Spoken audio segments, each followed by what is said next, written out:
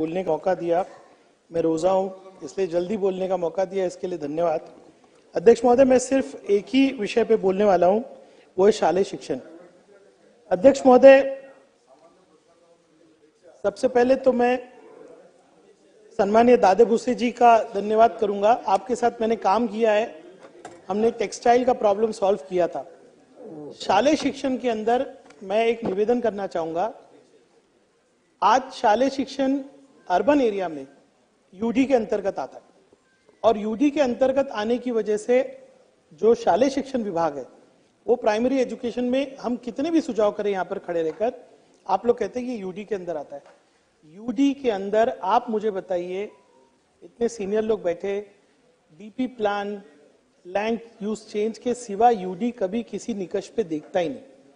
सबसे पहले तो आपने यूडी के साथ एक मीटिंग रखना चाहिए कि जितनी अर्बन लोकल बॉडीज है, आज भिवंडी के अंदर अपने बजट के अंदर एजुकेशन बजट भी नहीं है, यानी कि पूरे बजट का कितना परसेंटेज जो है लोकल बॉडी एजुकेशन पे खर्च करती है, ऐसे कोई गाइडलाइंस ही नहीं।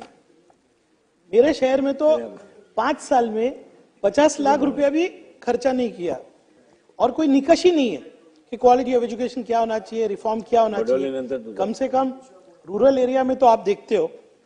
मैं अध्यक्ष महोदय, भिवंडी के अंदर 49 स्कूल्स है, इसमें से 25 स्कूल C2 कैटेगरी में और उसमें से 2 स्कूल तो बंद हो गए। यानी कि अगर आने वाले 5 साल में शासन से मदद नहीं आएगी तो 25 स्कूल बंद होंगे। 28,000 बच्चे पढ़ते वहां पे और सबसे गौर गरीब बच्चे, यानी पावर लूम के अंदर जो बीम भरता है वो व्यक्ति के बच्चे वहां पढ़ते हैं। और ऐसी स्कूल है अध्यक्ष महोदय जहां पानी, टॉयलेट, इलेक्ट्रिसिटी कुछ नहीं रहती है। अगर वो गरीब आदमी अपने बच्चे को कॉर्पोरेशन की स्कूल में भेज रहा है, इसका मतलब उसके पास कोई और चारा नहीं है। अध्यक्ष महोदय, 28,000 बच्चे अगर एंट्री लेवल पे आते हैं, पंडित तिवारी जी, 28,000 बच्चे आते हैं, 10 तक 650 बच्चे पहुंचते हैं, तो ड्रॉप आउट रेट क्या हुआ? आप उंगली उठाते हैं माइनॉरिटी कम्युनिटी के ऊपर कि ये प्रॉब्लम है। नहीं, आशीष जी बोलने दीजिए। शिक्षा में सपोर्ट कीजिए, शिक्षा में सपोर्ट कीजिए, ये बहुत जरूरी है, बहुत जरूरी है। पिछले 5 साल में सरकार से जितनी निधि आई उसमें से 23 करोड़ रुपया मैंने स्कूल्स को दिया। 23 करोड़ रुपया। इस बजट में भी मेरे निधि से भी जितना पैसा आता है मैं 60% एजुकेशन पे देता हूं। मैंने दादा भूसे जी से कहा है कि आप आके भिवंडी की एक स्कूल देखिए, हमने 22-62 नंबर की स्कूल है।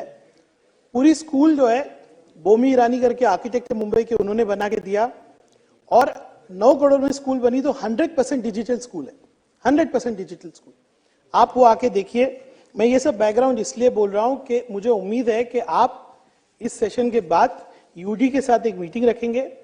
उसमें आज हमारी जो 25 स्कूल है जो C2 हो गई है, उसका क्या रास्ता निकलेगा। या तो महानगर पालिका से कमिटमेंट लीजिए कि वो ये स्कूल बनाएंगे, या तो फिर सरकार की तरफ से मदद मिलनी चाहिए।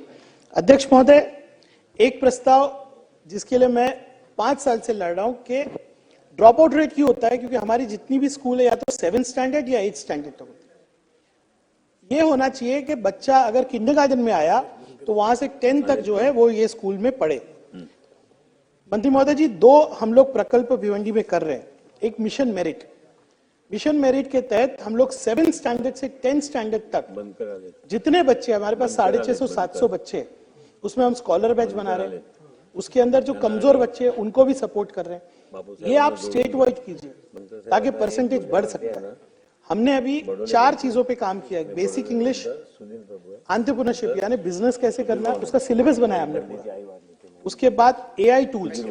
आज जो पैसा सरकार से मिला, हमने 7 डिजिटल स्कूल बनाए और एक फ्यूचरिस्टिक स्कूल भी बनाया जिसमें हमने पूरा नेहरू साइंस सेंटर की तरह रोबोटिक्स का एक छोटा लैब बनाया। पाएंगे तो मैं दिखाऊंगा आपको। तो ये चीजें होना चाहिए। अध्यक्ष महोदय, सबसे बड़ा प्रॉब्लम है जिला बदली। जिला बदली ऐसा है कि एक आधा टीचर भिवंडी में पढ़ा रहा होगा और वो रहता होगा लातूर में। मंत्री महोदय जी, जिला बदली के नाम पे बिना देखे के जो टीचर का ट्रांसफर हम डिमांड कर रहे हैं, वहां पे कोई टीचर पढ़ाने के लिए है कि नहीं है वो नहीं देखते हम लोग, सीधा जिला बदली के नाम पे ट्रांसफर दे देते हैं। 2 साल में भिवंडी के अंदर जितना जिला बदली हुई है उसके अंदर इतना गैर व्यवहार हुआ है, इसकी चौकसी होना चाहिए। अध्यक्ष महोदय, सीसीटीवी के ताल्लुक से बात की गई कि हर स्कूल में सीसीटीवी होगा। आज भी मुंबई महानगर पालिका के अंदर जो इतनी श्रीमंत कॉरपोरेशन है, आज भी वहां के अंदर सीसीटीवी नहीं है, तो भिवंडी का तो सवाल ही नहीं उठता।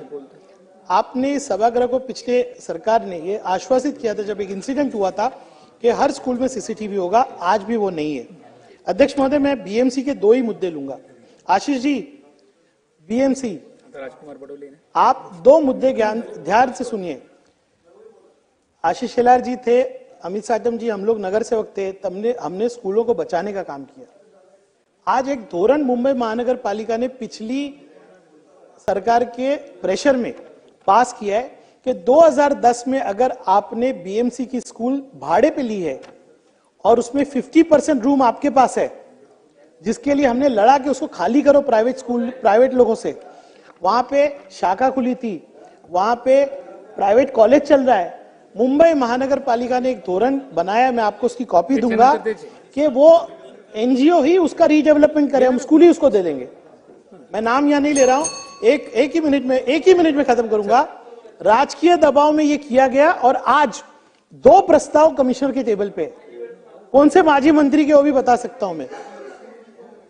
स्कूल उनको दे देने का, मैं धोरण की कॉपी सम्माननीय मुख्यमंत्री जी को दियो, मैं तुमको देता हूं ना, पॉलिसी तो रोको भाई। रिकॉर्ड पे बोलूंगा तो अब भी चिल्लाना शुरू करेंगे, रहने दो। वो एक एक्स कैबिनेट मिनिस्टर की स्कूल है। आपका काम है आशीष जी, मैं आपसे आश्वासन चाहूंगा सभागृह में कि ये पॉलिसी रद्द होना चाहिए। अभी बीट ऑफिसर के रिक्रूटमेंट बीएमसी में हो रहे हैं। हमेशा कैसे होते हैं कि जो टीचर्स है वही एग्जाम देके बीओ बनते हैं। इस बार बाहर से बीओ ला रहे बीट ऑफिसर, 20-20 लाख रुपया एक एक बीओ के लिए ले रहे हैं। लोक प्रतिनिधि नहीं होने का नुकसान है आशीष जी, कोई देखने वाला नहीं। प्रशासक जो निर्णय चाहे ले सकता है। बीट ऑफिसर आप बीएमसी में बाहर से आएंगे और कैसे अपॉइंट करेंगे? इंटरव्यू। 20-20 लाख रुपया भी मांग रहे स्कूल्स में बीट ऑफिसर्स। अध्यक्ष महोदय, मेरे यही मुद्दे थे, आपने बोलने का मुझे मौका दिया, धन्यवाद। राजकुमार बडोले।